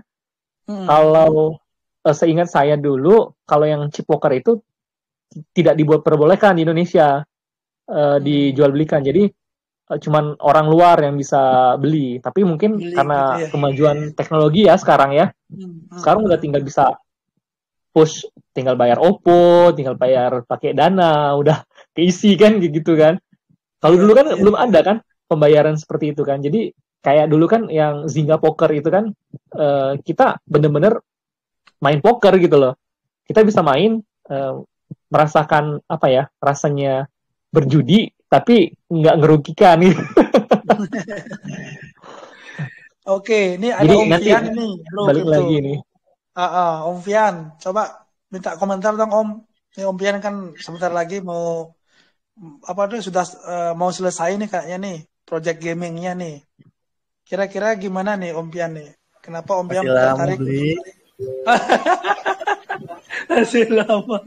Nah, kira-kira project gaming apa nanti yang menjanjikan itu loh? Maksudnya yang kira-kira yang bisa hype lah gitu loh. Ya jelas yang disanding Pak Jokowi juga, metaverse. Semua game metaverse kayaknya bakal laku nanti. Oke.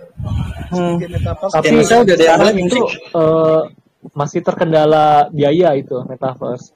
Oh iya betul. Makanya kan ada ya istilahnya mini metaverse lah.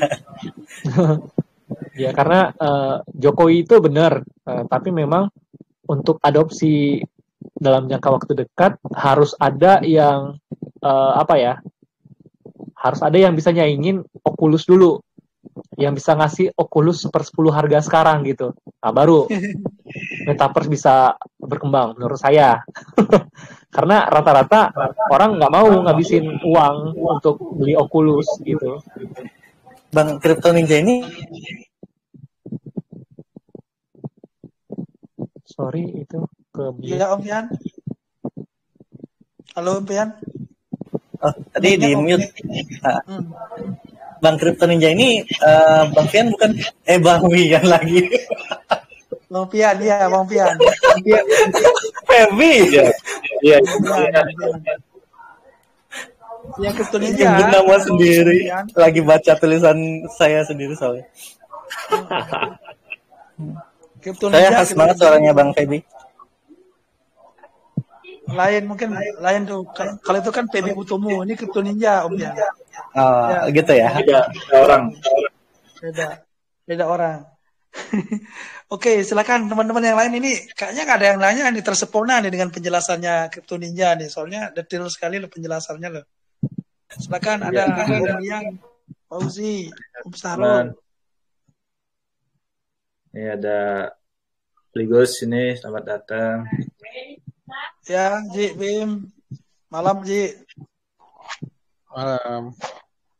Ya, Baru silakan habis Ji, ada habis apa? baru habis ini bantuin klien VC. Apa bantu? Oh, gitu. Ini baru sama Bang Pian juga. Bang Pian baru masuk juga barengan. Iya. Oke, ada Om Nata Brother nih. Dari tadi diam aja. Om Nata, minta komentarnya sedikit dong Om. Biar seru Om. Lagi liatin chat beli. Oh, ngeliatin chat. Wah, astaga. Kenapa, Char? Dipasang pukat rimau. Kalau saat ini nih chat nggak usah dilatin. Pokoknya serok merem aja. Yang penting staking aja deh. Ya betul. Itu staking ini apa bro crypto kan ada cek yang nawarin DeFi apa stakingnya. Ada yang kalau kita dari wallet kan harus staking lewat web. Ada juga yang crypto itu dia punya wallet tapi punya web tapi di web crypto yang lain mau stakingnya itu gimana itu menurut apa bro crypto itu apakah token tersebut itu masih punya apa namanya itu sehat nggak kayak gitu kita maksudnya gitu tapi kita maksudnya apa ya token A stakingnya di token B kayak gitu kan di webnya token B kayak gitu kan nah itu sehat nggak kira-kira maksudnya gitu Ya, silakan Bro Crypto. Pertanyaan menarik nih dari Menurut saya sih sehat karena gini ada orang token itu kan yang dasarnya bukan apa ya, bukan untuk staking ya. Jadi sebenarnya contoh kayak Polkamon misalnya, kita bisa cuma dapat dari staking farming di PancakeSwap seperti itu. Karena apa? Yang pertama, gamenya itu kan belum jadi gitu nah. Jadi masih on development seperti itu, Om. Jadi gimana caranya mereka kerjanya paralel. Jadi mungkin tim developernya untuk game itu kan on-chain itu agak lama juga. Mungkin teman-teman developer bisa tanya-tanya juga ya ke developernya itu. Kalau untuk maintain game on-chain itu lebih susah. Apalagi karakternya harus presisi. Jadi kalau menurut saya sah-sah saja. Karena kita butuh waktu itu kan terbatas. Yang tidak terbatas itu kan kesempatan. Nah, menurut saya ketika satu token membangun staking di tempat lain, itu artinya dia memanfaatkan kesempatan yang ada. Sehingga project yang satu tetap bisa di development. Nah, takutnya seperti ini. ketika dia memaksakan staking di webnya dia atau di aplikasinya dia yang belum terdevelop dengan maksimal, ketika harus upgrade, itu kan artinya harus reset biasanya tuh. Nah, itu yang akan terjadi sama user yang bikin tidak nyaman nanti. Nah, usernya merasa, oh ini tim dev-nya belum siap atau seperti apa. Jadi, itu salah satu kesempatan dan juga saling menguntungkan. Di satu sisi, Pancake juga memperoleh sarana untuk memberikan reward gratis. Sehingga total value lock di Pancake itu meningkat karena ada orang yang staking farming di sana. Jadi memang itu skema dua arah yang bagus menurut saya. Dan itu harus bisa saling dimanfaatkan. Jadi Pancake-nya diuntungkan dengan semakin banyak orang staking dan farming di sana. Yang token yang tadi yang menitipkan reward-nya juga bisa sambil mendevelop sampai game-nya mature seperti itu. Itu kalau menurut saya. Mungkin ada pendapat lain dari teman-teman berdasarkan pengalaman. Saya kembalikan ke Bli. Oh, berarti ini ya yang kecil tadi bisa ikut besar kayak gitu ya. Nah, jadi akan dipromosikan lagi kayak gitu kan kalau apalagi dia staking di PK kan yang baru lahir misalkan dia ada untuk akses untuk ke Pancake untuk staking, berarti kan marketingnya bagus juga, berarti itu kan ikut membesarkan, berarti kan ikut besar ya popularitas dia kan selain dari dia komunitas Pancake lagi berarti kan. Oke, terima kasih Bro Crypto. Ya, sama-sama Om Nanta Brother. Oke, thank you Om Nata. Silakan teman-teman yang lain. Ada yang mau ditanyakan, monggo.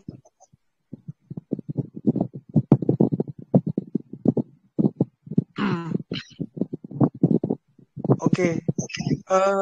Apa namanya tuh? Ini emang kadang-kadang gini juga ya. Apa namanya? Setelahnya makin kesini makin yang nyeleneh-nyeleneh, yang aneh-aneh, yang unik-unik tuh malahan gini ya. Malahan jadi laku di pasaran ya. Kayak ini ada sempat saya baca artikel heboh selebgram jual kentut dalam stopless seminggu dapat 717 jutaan rupiah kan. Jadi bukan hanya perumpamaan, kalau ada yang bilang kentut aja bisa gue jual kan gitu. Nih, nah itu gila kali ya, maksudnya justru hal-hal yang gimana ya, yang tidak pernah kita pikirkan tuh malahan gini, malahan bisa laku gitu kan, bisa laku semahal itu gitu loh bro. Mungkin yang terakhir kita bahas sedikit masalah NFT, mungkin Bro Crypto ya. NFT ya. Oke, siap. Selama masuk ini kan, mau pembahasan bab terakhir ya. Iya, bab terakhir nih Bro. Kalau saya mau nanggapin ini, yang tadi, nanggapin yang kentut tadi. Oke, silakan Bro. Silakan Bro. Jadi gini ya, kalau seperti yang disampaikan tadi, itu mungkin NFT tapi off chain Bli. Oh gitu ya. Karena kalau menurut saya, maaf ya, langsung saya sebut aja kayak yang Syahrini kemarin. Itu kan webnya belum jadi, belum jelas tokenomiknya, belum jelas seperti apa. Itu sama seperti menjual kentut juga kalau menurut saya. Dia malah lebih parah lagi, menjual kata-katanya dia kan. Iya, sesuatu gitu. Nah, sebenarnya konsep NFT itu yang benar, kalau yang saya pelajari ya Bli ya, kan ada yang namanya metode IPFS itu di blockchain. Fungsinya IPFS itu adalah untuk mengabadikan suatu karya seni atau mengabadikan suatu momen yang itu tidak bakal terulang lagi. Jadi ketika dia minting, ya cuma satu-satu itunya dia minting, atau dia maintingkan banyak, tapi dia pergunakan sebagai salah satu tiket atau punya benefit khusus. Dan itu sudah tersedia dulu. Contoh, ada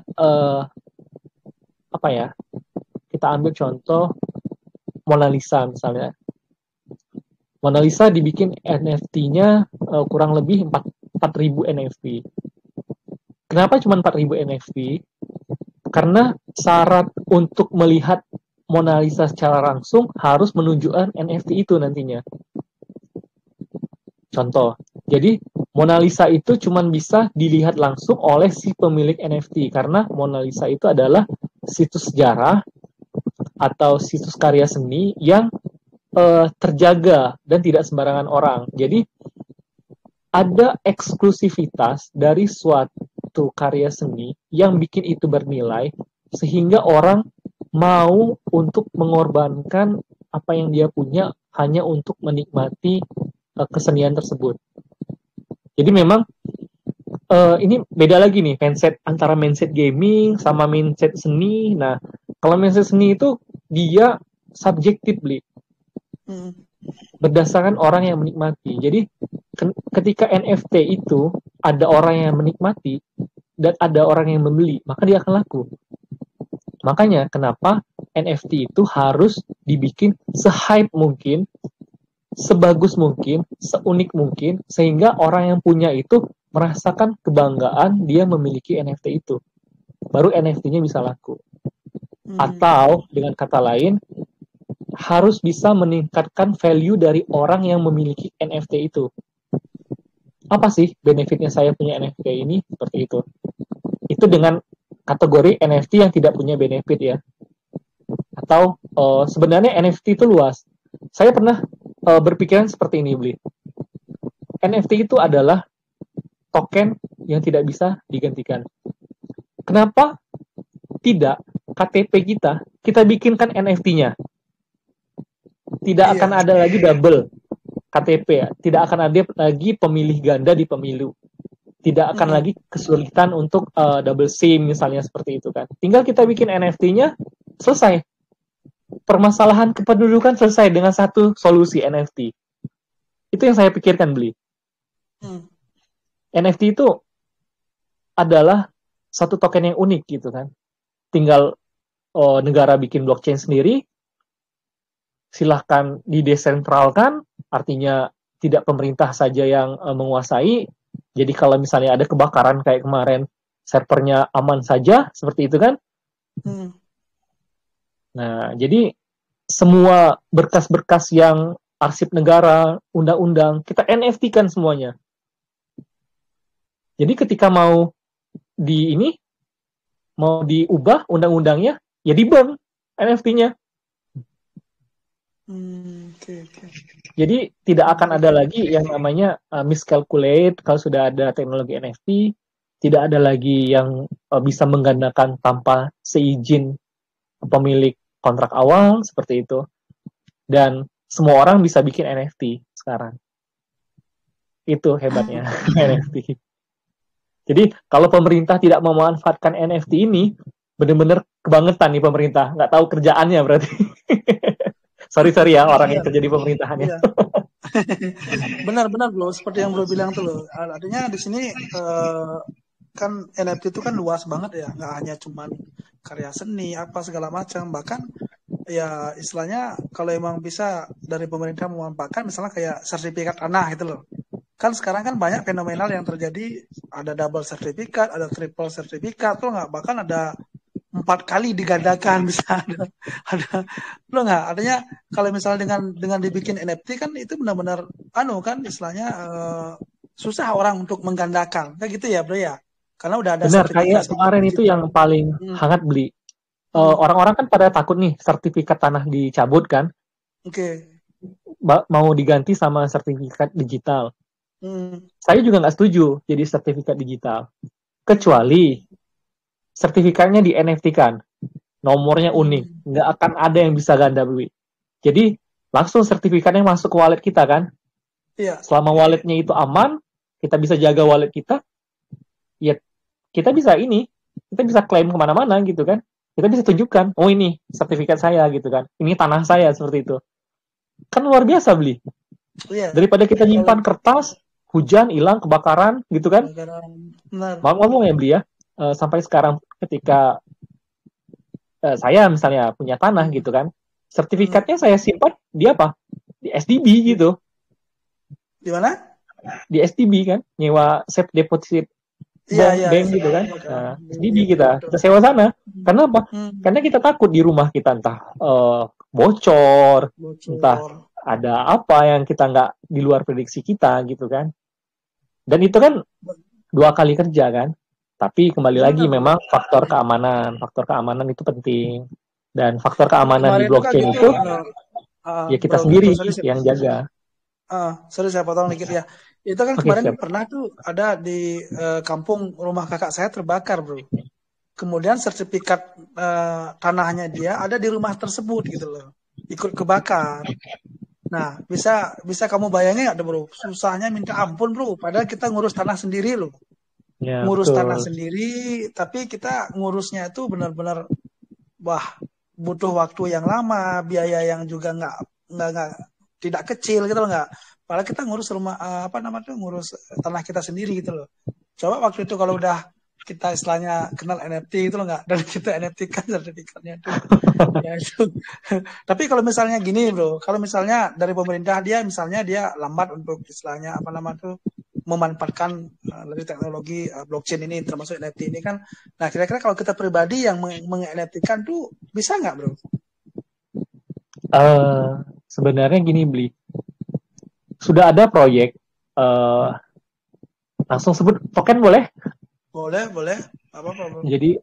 Jadi satu-satunya sejauh ini token yang saya ketahui sedang menciptakan satu chamber untuk mengklon atau membuat avatar dari tubuh kita sendiri. Jadi tubuh kita itu dijadikan NFT, itu MetaHero. Dia project itu membuat chamber itu supaya jadi pure nih, badan kita benar-benar dari ujung kaki sampai ujung kepala diklon, di NFT kan. Maaf ya, sampai mungkin ini kita area sensitif kita diklon seperti itu. Itu MetaHero yang saya baca untuk roadmap-nya. Makanya MetaHero itu membutuhkan uang yang sangat besar untuk pembuatan chambernya, teknologinya. Dan nanti itu kalau memang jadi, itu bakal jadi revolusi yang besar buat dunia NFT. Karena NFT yang itu nanti bisa digunakan ketika yang namanya metaverse itu jadi. Metaverse itu kan kita bisa pindah ke satu, ada Pak Purbaru itu. Saya teralihkan. Om Yen, malah Om Yen. Fokus. Saya teralihkan langsung. sorry, saya mau ketawa itu. Oke, Ini, lanjut, bro. aduh, lupa saya karena ada Pak Purbaru ini. Kaget gua di bawah itu kayak ngulian Purbaru itu. Gua sangka mau gue teriakin aja tadi tuh. Coba sapa dulu Om Nguyen Purbaru. Malam Om Nguyen. Soalnya suaranya saya khas dengar kok. Ini Purbarunya Pak Nguyen Purbaru. Halo. Malam ini. Halo malam. Ini suara asli apa suara palsu, Om? Asli. Pak Ibrahim apa Pak Purbaru ya? Tangkap.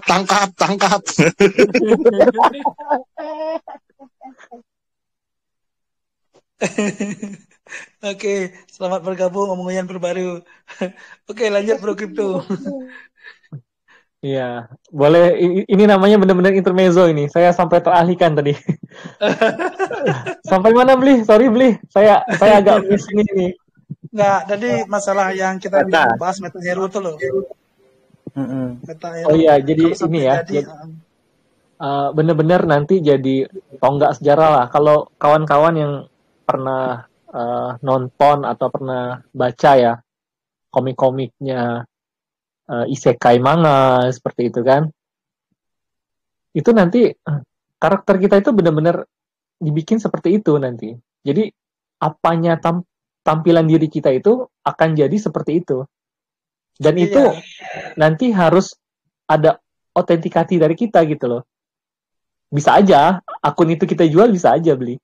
Jadi benar-benar nanti kita bisa dan tentunya mahal akun itu. Jadi kita bisa menjual diri kita, benar-benar diri kita jual di dunia metaverse, sehingga orang itu punya identifikasi ganda seperti itu kan. Itu bisa. Tapi itu nanti di ke depan, di kemudian hari mungkin ya, seperti itu.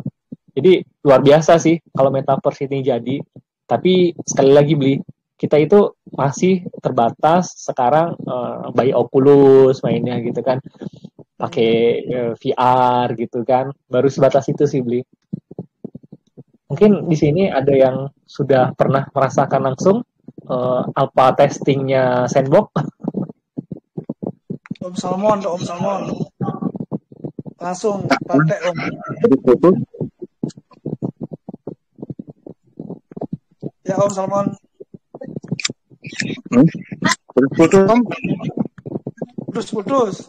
Sinyalnya putus. Salmon lagi di mana ya Om Salmon?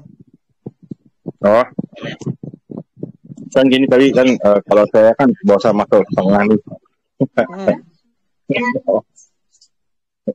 Jadi kalau saya gini, ada dua hal yang harus diperhatikan dalam pengembangan metaverse. Baik apapun juga nanti platformnya. Saat ini kan memang kemarin kan yang saya bawa ke Bali kan Oculus, gitu. Platformnya apa saya masih belum ketahui. Maksudnya saya belum tahu. Nanti ke depannya nanti ada lagi namanya Rek. Rek itu kan untuk bekerja sama dengan Oculus, dia menggunakan platform Oculus dan device dari Oculus. Nah, apakah nanti ke depannya ada lagi nggak device-device yang lain? Yes, it is possible. Gitu. Jadi perkembangan dalam dunia metaverse ini mesti kita lihat dari dua sisi. Satu, dari sisi softwarenya atau teknologi. Nah, sorry bukan teknologi. Dari sisi pengembangan software engine-nya dan lain-lainnya, termasuk platformnya. Satu lagi, dari sisi device-nya. Ini hal penting. Karena tanpa salah satu tersebut, maka tidak akan namanya bisa benar-benar feel like reality gitu loh. Ya kan? Jadi yang dijual oleh project yang berbasis metaverse adalah sesuatu project yang menawarkan sesuatu yang mendekati reality, sesuatu bahasanya ini yang mungkin masih baru sekali ya, saya juga belum menemukan, tapi sesuatu yang mendekati sebuah kenyataan gitu. Dimana apa yang menjadi mimpi mereka, apa yang menjadi keinginan mereka bisa diciptakan gitu. Itu yang mereka tawarkan. Kamu bisa membuat mimpi kamu menjadi sebuah kenyataan. Dan menyerupai kenyataan itu harus didukung oleh device-nya. Sehingga mereka bisa merasakan sesuai dengan kenyataan mereka. Mungkin saat ini kita berkembang dari sisi device indera perasa, gitu loh.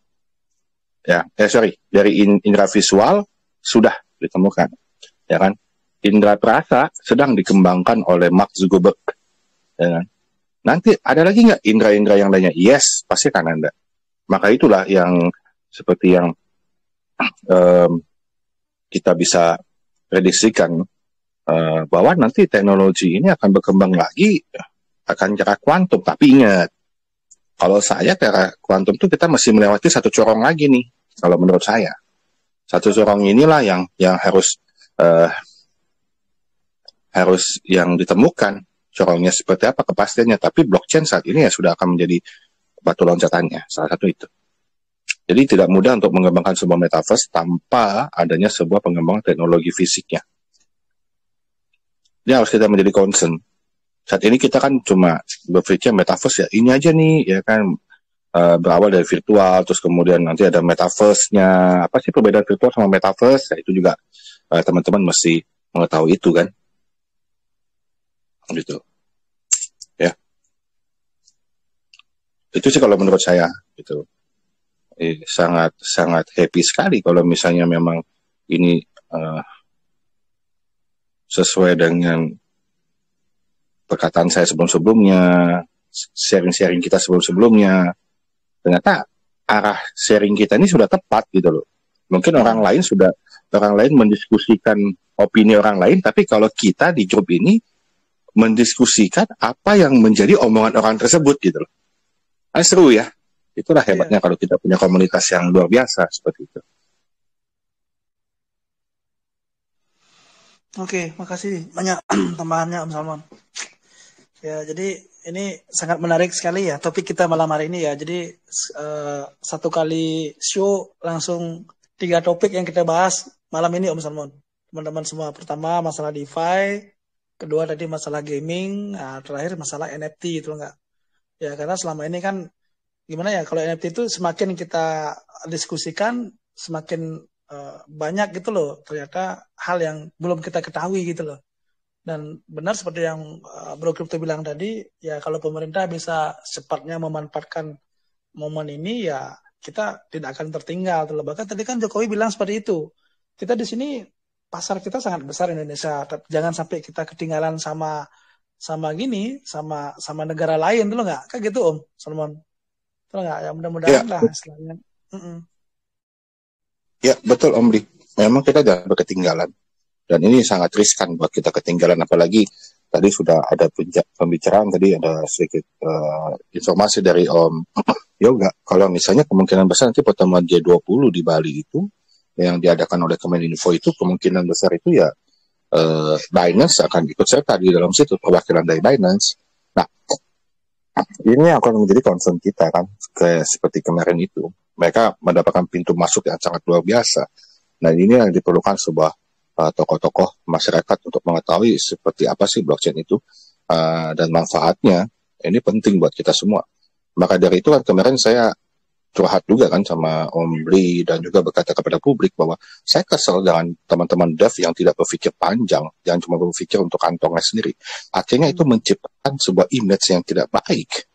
Bagi siapa? Ya bagi tokoh pemerintahan. Kenapa? Ya buat tokoh pemerintahan, lu ini manfaatin gua doang buat isi dompet lu. Lu ini, jadi besok yang benar yang maju, yang benar-benar maju, akhirnya terhalang.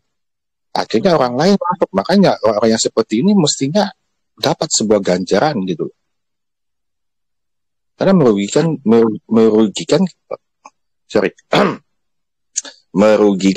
kita semua gitu loh.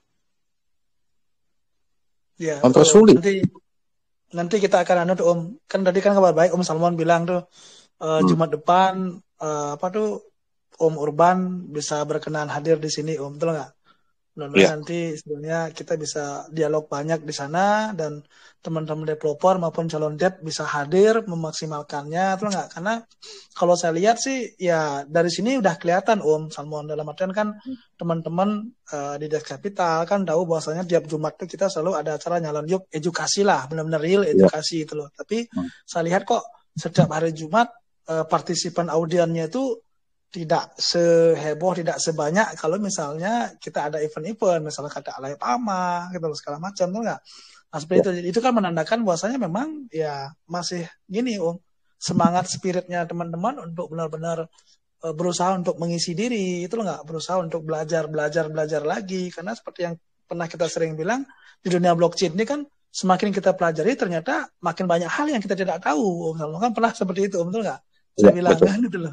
Makanya kalau saya pribadi saya siap belajar Om dengan siapapun yang benar-benar mau berbagi sharing, karena saya akan siap belajar tuh.